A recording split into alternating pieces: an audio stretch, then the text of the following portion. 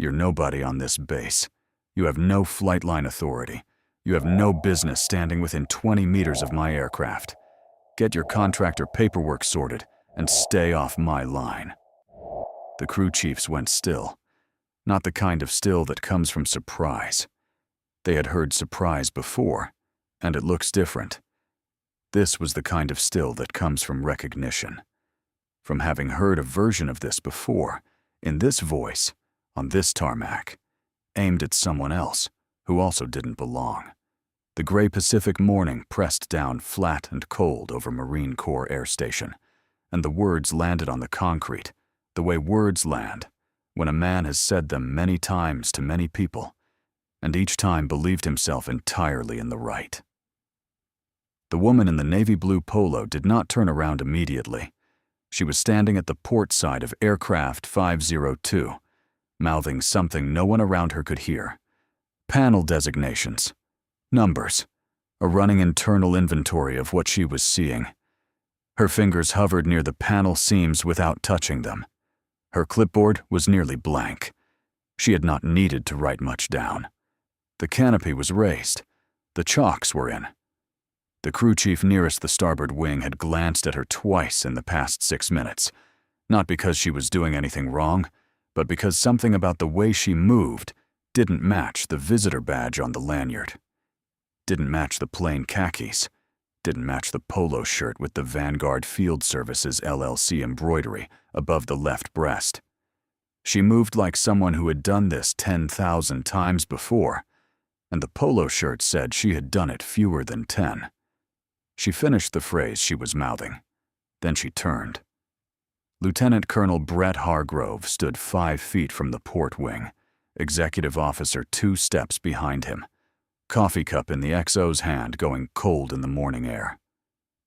Hargrove was 42 and broad through the shoulders, an officer who had learned early in his career that volume was optional when rank did the work for you.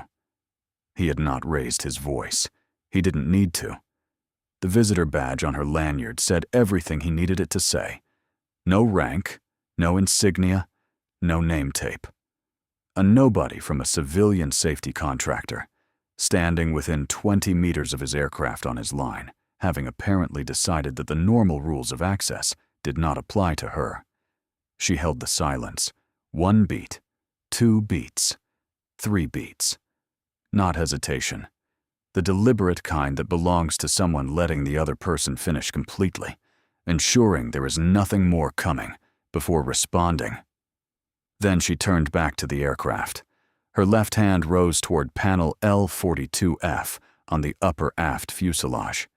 She didn't move to it imprecisely, didn't scan to locate it. She went directly to it. Her hand arrived at exactly the right position on the aircraft skin, and she read the panel code aloud, softly, to no one in particular.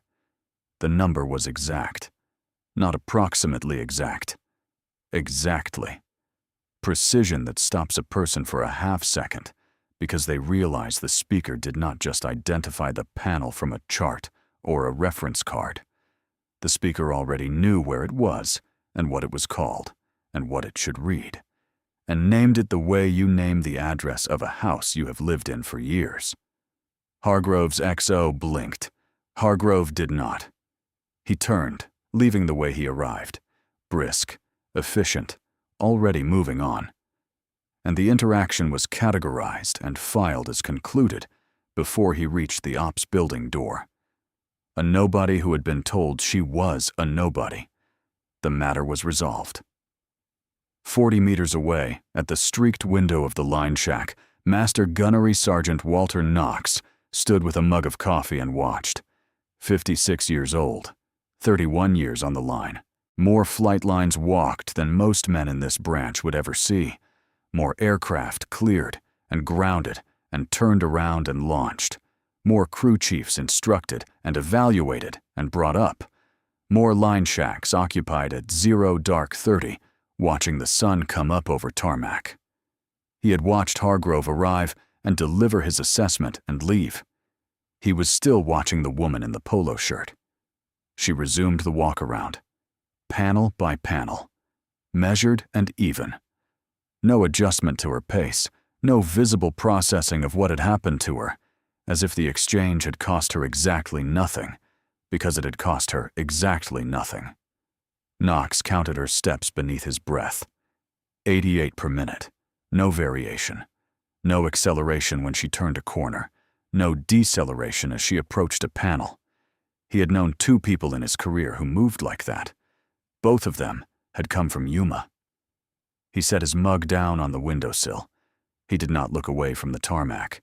He watched her walk the full length of aircraft 502 and arrive back at her starting point. And he did not stop watching after she moved to the next aircraft on the line. He stood at the window for a long time. He picked up his mug again, still warm. He kept watching. 24 hours after the dismissal on the tarmac, Major Baker was back on the line at 6:30 in the morning. Not at 502, at the maintenance log room adjacent to the fuel systems bay. A narrow room with metal walls and a metal table, and a wire tray that held the overnight maintenance records, still carrying the morning's humidity off the Pacific. She had spent the previous night on the digitized version of those records. The printed version sitting in the tray was confirmation, not discovery. Corporal Delacroix and Corporal Fitch stood near the wall, early enough in the shift that neither had acquired coffee yet. Sergeant Ordaz, the fuel systems technician, leaned in the doorframe with his arms crossed. Not hostile, just taking up space, the way technicians do when they're waiting for something to matter. Knox was at the back of the room, ostensibly reviewing a duty roster on a clipboard he had not looked at directly in the 6 minutes since he entered. No one had asked Baker to be there. She had simply arrived, the way she arrived everywhere on this base, without announcement, without apology, without explanation, as if her presence were an established fact that the room had simply not yet been informed of. She set the printed log flat on the metal table, looked at the wall above it for a moment. Then she began. She did not look at the page. Upper aft fuselage panels. Torque reads 4.4 to 4.8. Spec is 5.2. A pause. Patience, not hesitation. The pause of a person who already has the next item fully formed and is giving the room time to process the current one. Manifold transfer rate is 72 pounds per minute below tolerance. Another pause. And you have a 109-hour airframe discrepancy on the log for this aircraft. Not rounded. 109. The intervals between the numbers stopped you, made you notice even if you couldn't name what you were noticing. The difference between a person searching for a number and a person waiting for the room to catch up to a number they've been holding for 12 hours. She had not looked at the page. She had not approximated. The numbers arrived with the specificity of direct recall. Torque values in foot-pounds, transfer rates in pounds per minute, airframe hours with no rounding error. Delacroix looked at Fitch. Fitch looked at the log. Ordaz had stopped leaning. The door opened. Hargrove came in from the corridor. He scanned, crew chiefs, tech, the contractor at the table, and addressed the crew chiefs directly, voice completely level, as if reading from a policy document. That is a civilian contractor from a Flightline safety firm. She has no maintenance authority. You are not required to respond to any findings she presents. He did not look at Baker once. He turned and left. The door closed. For a moment, the room held the particular silence that arrives after a senior officer exits. The involuntary stillness of men who have just been told what to think and are deciding whether they agree. Then, without coordination, everyone in the room looked at the door Hargrove had just walked through. And then, also without coordination, also involuntary, they all looked at her. She was capping her pen. She set it on the table. She slid the log back into the wire tray and straightened the stack so it aligned with the tray's edge. A small act of unhurried finality, the gesture of someone returning a tool to its proper place, as if none of the rest of it had happened, as if 24 hours of audit work had simply been completed and required no other comment. Knox watched from the back of the room. His face had shifted, not surprise, a hypothesis forming. The specific expression of a man assembling pieces and finding that each new piece fits the shape he suspected it would fit, and is beginning, carefully, to understand what kind of structure he is looking at. He left without speaking.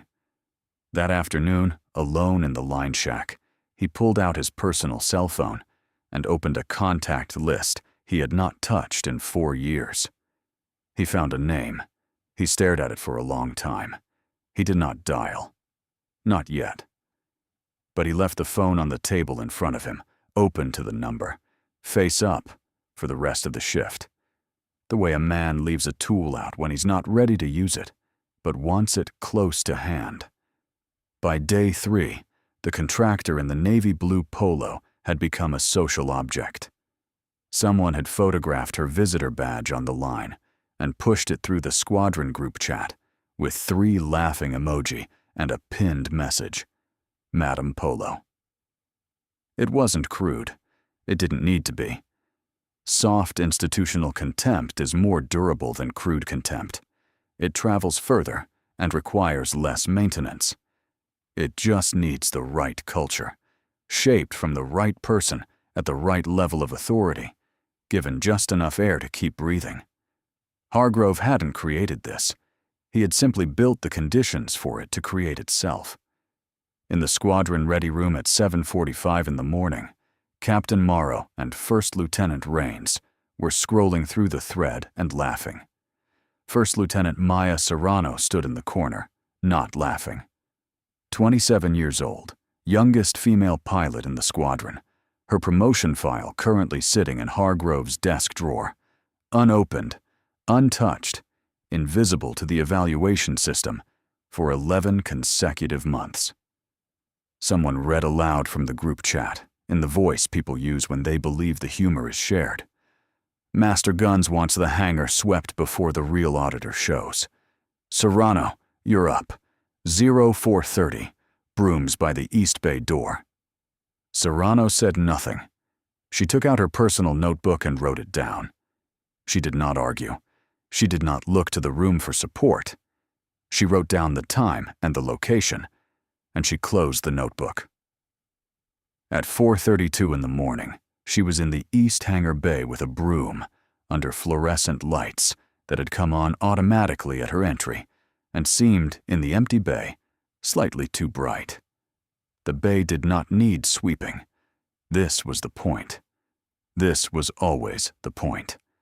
Baker entered from the tarmac door at 4:36, clipboard under her arm, pre-dawn audit circuit begun. She stopped at the threshold. 1 pass, the scan she ran on every new space, so practiced it barely registered as deliberate. High to medium to low, cataloging exits, sight lines, contents, context. She completed it in under 2 seconds. She understood what she was looking at. She set her clipboard on a supply crate. She took a second broom from the wall rack. She moved to the near half of the bay and began to sweep. Efficient, even strokes. No comment, no acknowledgement, no expression of sympathy or outrage. They swept the bay in silence together. The fluorescence buzzed overhead. Outside the tarmac door, the Pacific dark was just beginning to loosen at its edge. Near the end, when the concrete was clean and the silence had settled into something less sharp, Baker spoke quietly, without turning to look at Serrano. The way you speak when you want the words to land, without the weight of eye contact, making them harder to hear.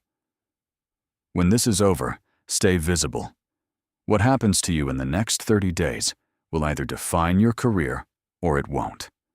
That part's up to you. Serrano kept her eyes on the floor and kept sweeping. She did not ask what this meant or when it would be over. Something in the voice, the flat, unhurried certainty of it, the absence of performance, told her that asking would be beside the point. This was not a person speaking from hope. This was a person speaking from a known outcome. Baker picked up her clipboard, walked back out to the tarmac. Mid-morning on the Flightline, 3 pilots watched from the tarmac edge as she crouched at the auxiliary cooling intake on aircraft 504 and photographed a cracked seal. She stood, logged the finding, and named the seal designation code aloud without consulting the maintenance card hanging from the intake housing. The 3 pilots went quiet in sequence, the specific quiet that arrives when something a person has been privately doubting stops being private. That afternoon, alone in a side conference room, she sat with her audit forms and wrote without pause, without erasure, without checking source notes. She filled the last line, capped the pen, set it on the table. She looked up at the Flightline through the conference room window. Aircraft 502 sat 40 meters away in the gray light. Her expression had not changed. A combat-decorated aviator sweeping a hangar floor at 4:30 in the morning because a colonel with a grudge decided she needed to be reminded of her place. If you're angry right now, you should be. But stay with us. She is not done yet. Subscribe to Honor Tales. You're going to want to be in the room when the door closes on him. Hargrove was done with the public version of his contempt. Day 0 had been loud, or as loud as a man with rank gets, which is to say perfectly measured and deeply intentional. Now he worked through channels, the clean, institutional channels that leave the filer's hands entirely unsmudged, a play that is deniable at every juncture and moves without a face. A fabricated Flightline security violation surfaced in the base provost's office at 8:20 in the morning on day 6. Baker's contractor badge flagged for unauthorized proximity to restricted avionics access. The violation report cited a specific timestamp, a specific aircraft tail number, a specific Flightline grid reference. Her access pass was suspended for 9 hours pending administrative review. She was escorted to a holding room. Her audit files remained in the squadron building, in the records room she had been using, unsecured, accessible, unaccompanied. On paper, she was losing ground. At the provost marshal's desk, she set her badge down before the MP had finished explaining the process. She sat. He described the 9-hour administrative hold procedure in the careful language of a man who does not particularly enjoy this part of his job. She listened without comment, nodded once, and was escorted. The holding room, beige walls, fluorescent overhead, 1 metal table, 2 chairs. No windows, the hum of the ventilation system.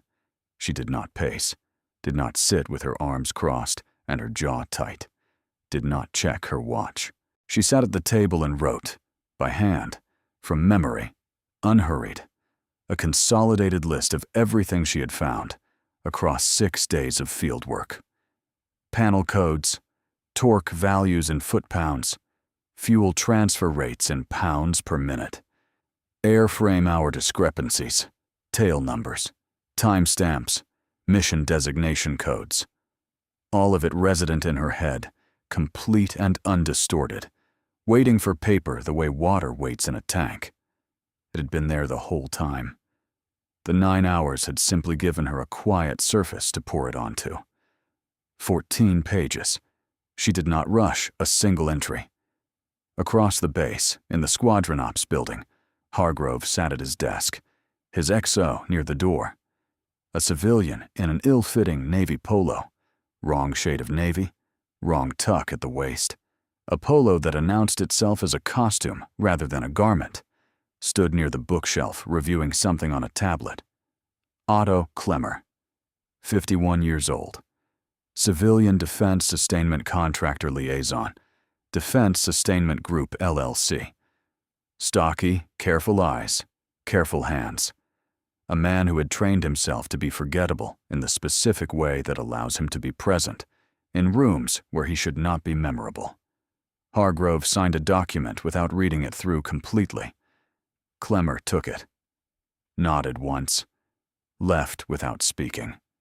the quiet of two men who have done this before, and know that the fewer words, the cleaner the record. At 17:33, the MP opened the holding room door and returned her badge. She stood. She looked down at the 14-page document on the table. She folded it twice. She didn't need to read it back. She had written it from what she already knew and placed it in her left breast pocket. She picked up her clipboard from beside the chair, which she had placed there precisely when she sat down and which had not moved. "Thank you for the room," she said to the MP. Completely level. Not ironic. The tone of a person who means exactly what they say, and nothing else. She walked out. In her left breast pocket was a 14-page document that had not existed this morning and that no one had authorized or photographed or seen.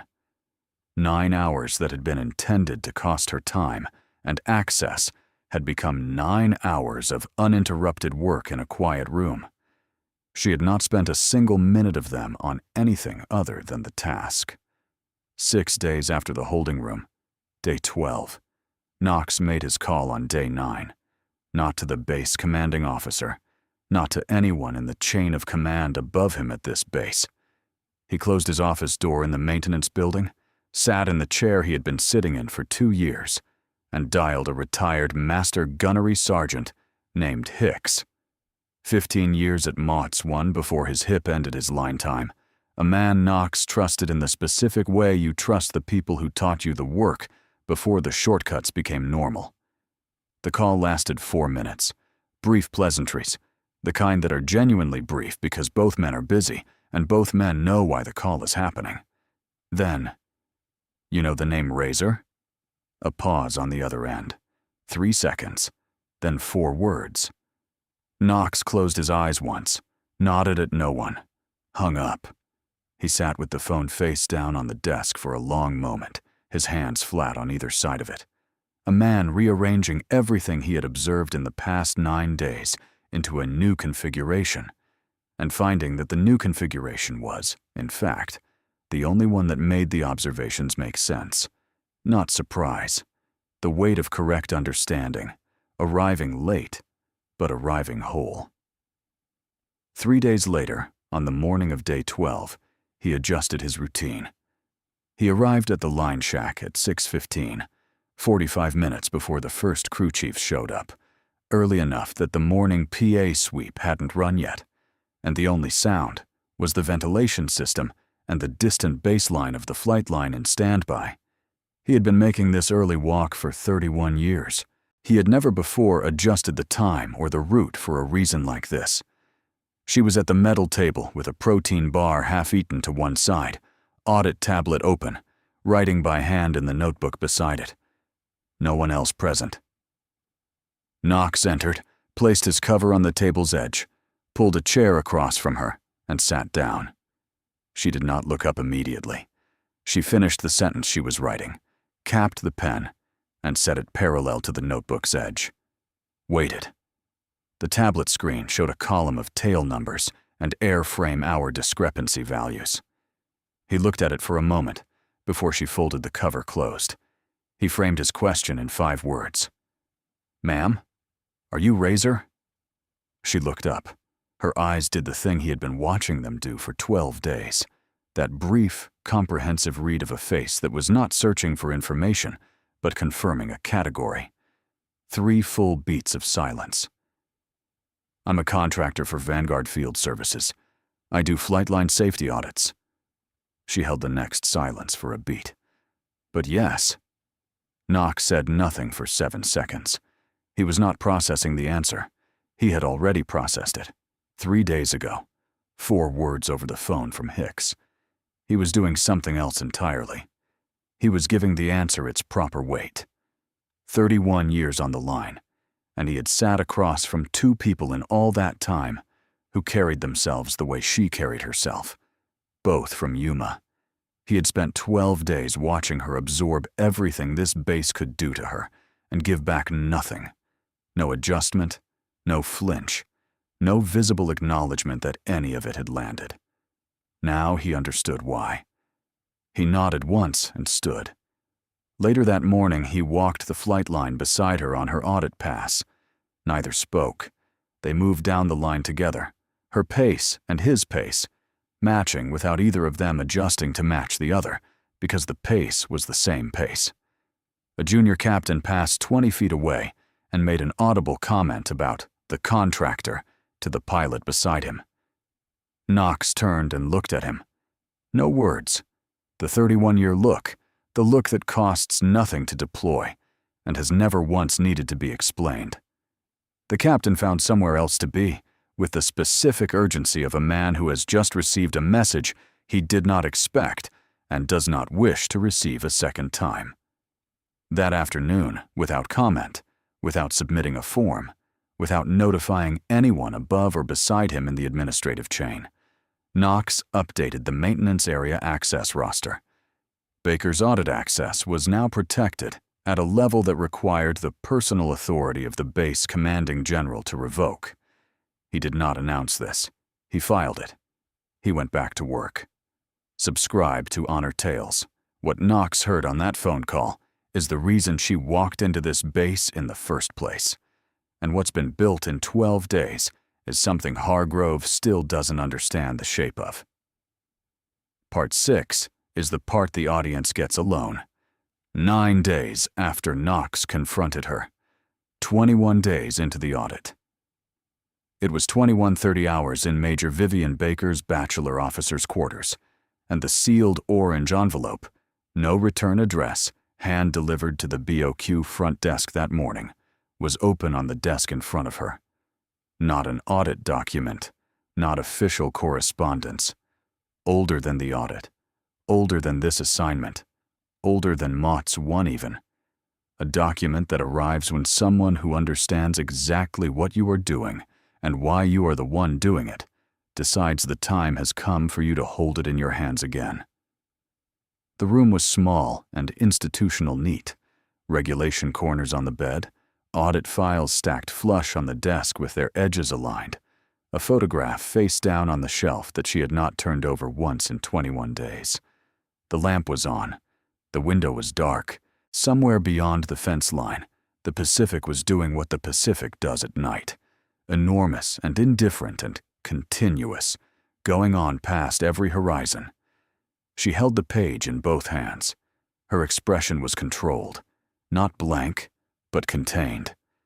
The way a face looks when a person is allowing themselves to feel something in full measure and has decided not to flinch from the weight of it. The page held 3 names. The audience heard them in narration once, with space between them.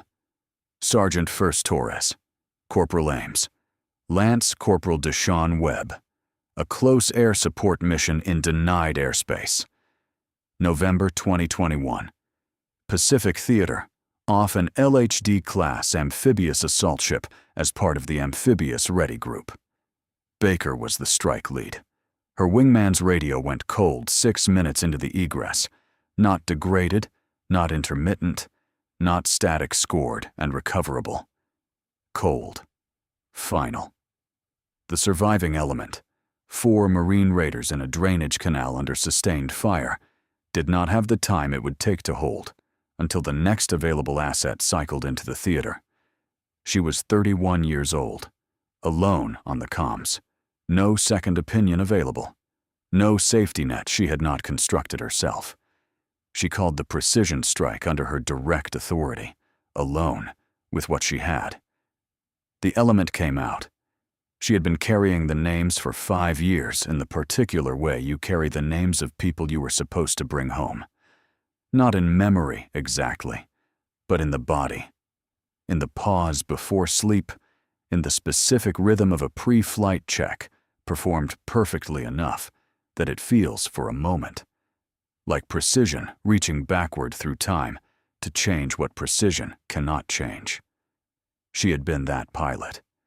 She had been the pilot in an aircraft that had better have been exactly what its maintenance log said it was. The Distinguished Flying Cross citation began with the word extraordinary. She knew every word of it. She set it down. She opened her audit tablet. The column of discrepancies was still there. tail numbers, component designations, deviation values, timestamps representing 14 months of ghost hours, and falsified entries, and maintenance data that had been shaped to serve a kickback network instead of to keep aircraft airworthy. She added 3 new entries, saved the file, and continued. Every false log entry was ammunition pointed at the next pilot, who strapped into an aircraft someone had already decided wasn't worth maintaining honestly. She had been that pilot, over denied airspace, alone. She intended to make sure no one else would be. She worked until 12:15 in the morning. At 05:30, she set her alarm. At 0600, she was back on the line. 28 days after the opening dismissal on the tarmac, Baker had filed a formal internal safety hold on aircraft 502. Documented, dated, countersigned by the maintenance watch officer. Torque specification variance on the upper aft fuselage panels. The 109-hour airframe discrepancy. Fuel manifold transfer rate below tolerance by 72 pounds per minute. On record. Real. Unambiguous in its language and unambiguous in its authority. At 9:10 in the morning on day 28, Hargrove ordered the aircraft taxied and launched anyway. Baker was standing 14 feet from the chocks when the engine began to spool up. Across the tarmac, Knox stepped into the line shack window. The crew chief at the starboard wing looked at Baker, then at the ops building, then back at Baker. The look of a man who has just realized he is standing at the exact point where 2 objects in motion are about to discover each other. The aircraft moved. She stood there for exactly 1 second, the specific duration of a person confirming that what they are observing is what they believe it to be, that the aircraft is in fact moving against an active hold, that this is not a miscommunication or a procedural error, but a deliberate act by a commanding officer who has decided his authority supersedes documented airworthiness concerns. 1 second. Complete. She stepped in front of the chocks. 1 step, deliberate and unhurried, placing herself in the tow path with the calm economy of someone who has decided exactly where to stand and finds no reason to hurry about getting there. An MP appeared from behind the nose gear and gripped her left arm. She did not move. Her feet were flat and planted. She looked at the aircraft. Not at the MP. Not at the ops building. At the aircraft, at the hold documentation visible on her contractor tablet, at the panel L42F she had first identified on day 0 at the machine itself. Hargrove appeared in the ops building doorway 40 meters away. She turned to face him. She raised the tablet. Safety hold. Reference. 774 Alpha. Aircraft 502. Upper aft fuselage panel. Torque variance outside 5.2 foot-pound specification. Fuel manifold transfer rate below tolerance by 72 pounds per minute. Airframe hours. Discrepancy 109 hours unaccounted. This hold is current and countersigned by the maintenance watch officer. This aircraft does not move. Her voice was calibrated to carry across the tarmac, to the crew chiefs, to the MP, to the pilot sealed in the cockpit above her, to the personnel near the ops building. She had not raised it.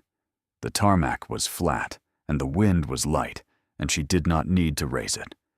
She simply needed to speak with the authority of someone who knows that every word they have said for 28 days is documented and time-stamped and already beyond anyone on this base's ability to unsay. The pilot shut down the engine. The whine collapsed in stages, each stage quieter than the one before, and then it was gone, and the tarmac was quiet enough that you could hear the wind off the ocean. The crew chief at the starboard wing did not move. The MP did not release her arm. No one moved. Hargrove stood in the doorway. She looked at him. For the first time in 28 days, for the first time since the morning he had stood at her port wing and told her she was nobody. She smiled. Small, private, almost amused. Not warm. Not triumphant. The quiet, contained smile of someone watching the last piece fall into exactly the position they have been building toward. In the line shack window, Knox raised his phone. The shutter was silent. He took 3 photographs in sequence. The MP gripping her arm. The aircraft stopped mid-tow path. Baker reading the hold aloud to the open tarmac. He transmitted them to a secured address he had been given 4 days ago by a person whose name he had never spoken on this base. Hargrove stood in the doorway and watched her smile. Something moved in him that wasn't impatience and wasn't contempt. Something older and colder. He did not know what she was smiling about. That was the thing.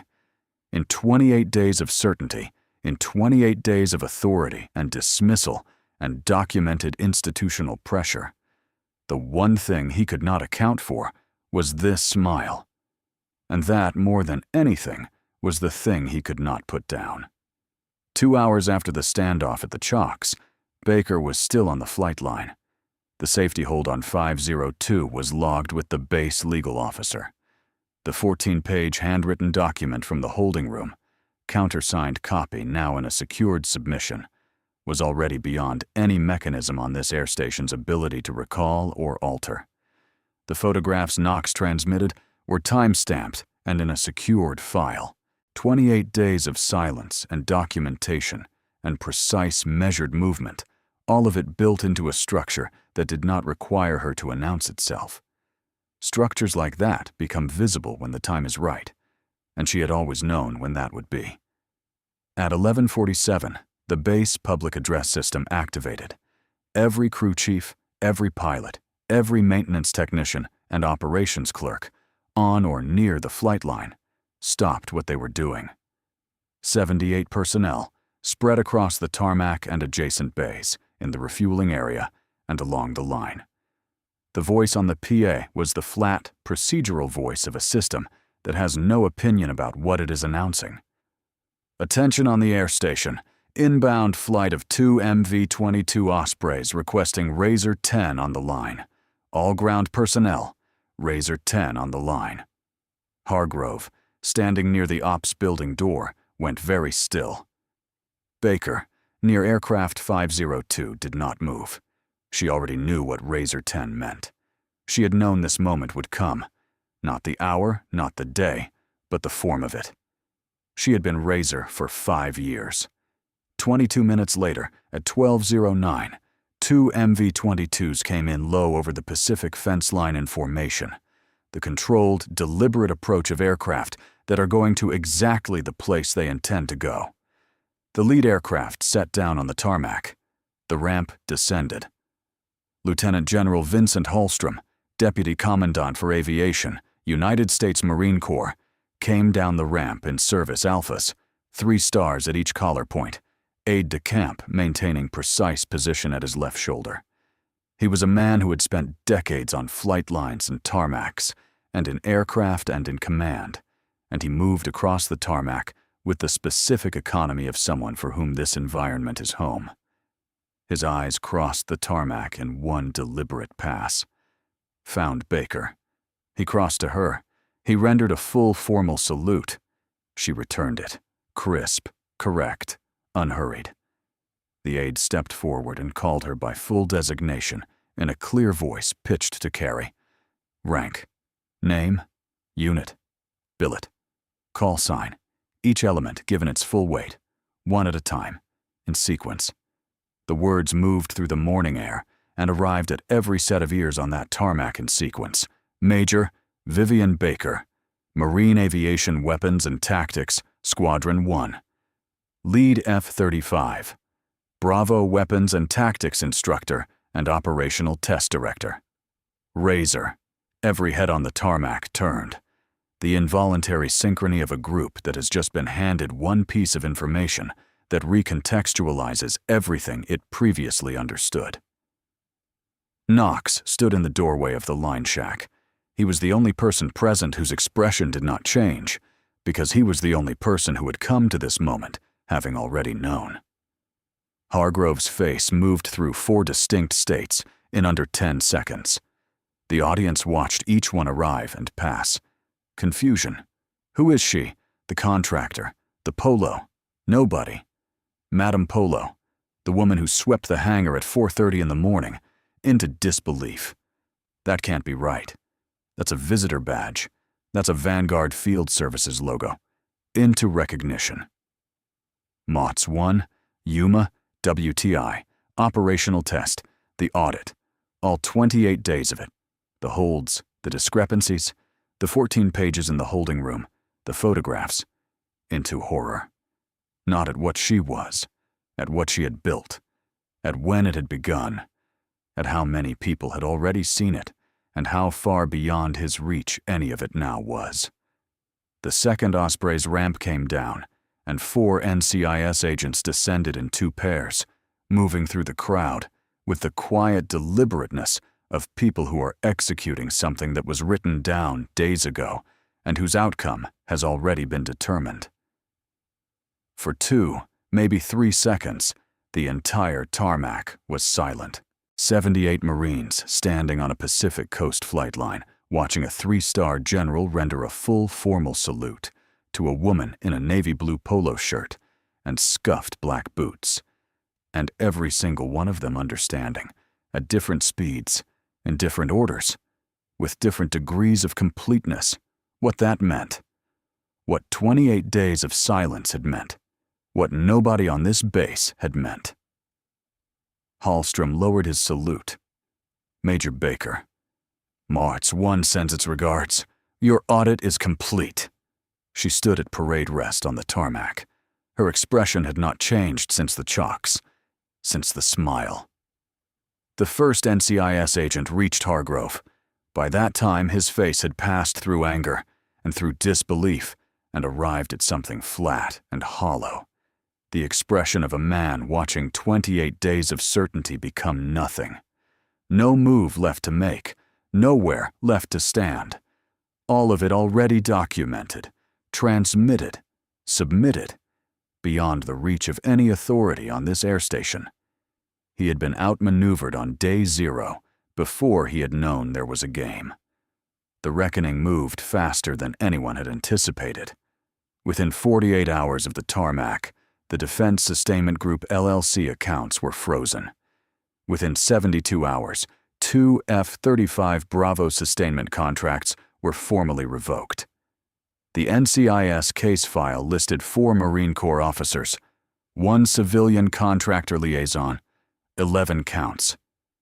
The $12 million kickback network, built on falsified maintenance data, ghost airframe hours logged against aircraft that were never in the condition the logs claimed, maintenance documentation shaped to serve a financial arrangement rather than an operational requirement, came apart at every seam simultaneously. Dismantled in the time it takes to execute one properly drafted warrant package, once the package has been prepared by someone with 28 days of methodical, uninterrupted evidence collection, and the patience to wait for exactly the right moment. The corrected airframe hour entries moved through the Pacific Fleet's F-35 Bravo mission-capable rate data within 72 hours. Numbers that had been wrong for 14 months, mission-capable rates reported as compliant when they were not, aircraft logged as airworthy that were not, corrected in the record. The data had always been there. Someone had only needed to be willing to stand in front of a moving aircraft, in front of 78 witnesses, on a gray Pacific morning, and say so clearly enough that it could not be unsaid. In a line shack at MOTS 1, Yuma, Knox answered a call on his personal cell. He listened. He nodded. He hung up. He sat for a moment with the phone on the metal table in front of him, the same posture he had held 9 days after day 0, when he first dialed Hicks and waited for an answer. And then he went back to work. In the squadron ready room, the same ready room where Madame Polo had trended in the group chat, where 2 pilots had laughed over morning coffee at a visitor badge. First Lieutenant Maya Serrano stood alone when the formal notification arrived. Promotion file, buried in a desk drawer for 11 months, reinstated with full backdating effective immediately. She read it twice, folded it, put it in her chest pocket, walked back out to the line. She did not stop to process it in the ready room. She did not look around for someone to tell. She folded it and put it where she would carry it, and went back to the work. Some things don't need to be said out loud to be settled. At a regional airfield in Northern California, on day 28, at 1940 hours, Otto Klemmer boarded a private charter aircraft. Civilian suit, single carry-on. Nothing marking him as a defense contractor, nothing connecting him to Defense Sustainment Group LLC, or the $12 million network, or the 4 officers now in custody. Geneva. He was careful, and he had been careful for a long time, and being careful had kept him ahead of consequences before. The warrant team arrived at the terminal at 21:10, 90 minutes after wheels up. Klemmer was already over the Pacific. The man who knew the shape of the whole network, the processing layer, the name in the file that connected the fraud to its financial architecture. Gone. One piece of unfinished business, the worst kind, the kind that slips out a side door before anyone reaches the front. If you stayed all the way to the salute, subscribe to Honor Tales. There's another mission queued for tomorrow, and the next operator is already in the room. 49 days after the tarmac. Late afternoon, Yuma, Arizona. The desert light was doing what desert light does in the last hour before it begins its long collapse toward the horizon, going long and flat and gold, making everything it touched more itself. The memorial wall at Mott's 1 caught it straight on. The names were sharp-edged and legible. Major Vivian Baker stood in front of 3 of them. She did not try to be finished before she was. She placed 2 fingers against the middle name. She did not press. She let the contact be what it was. Then she lowered her hand and stood at parade rest. The desert was quiet in the way deserts are quiet, which is not quiet, but a different register of sound. The long, flat wind, the click of the metal flag halyard against the pole 40 meters behind her. Nothing close enough to interrupt anything. She stood there for as long as she needed to. Her phone vibrated once against her left hip. She let it. When she opened it, the message was from an unlisted number. Razor. Klemmer is in Vevey. She read it once, pocketed the phone.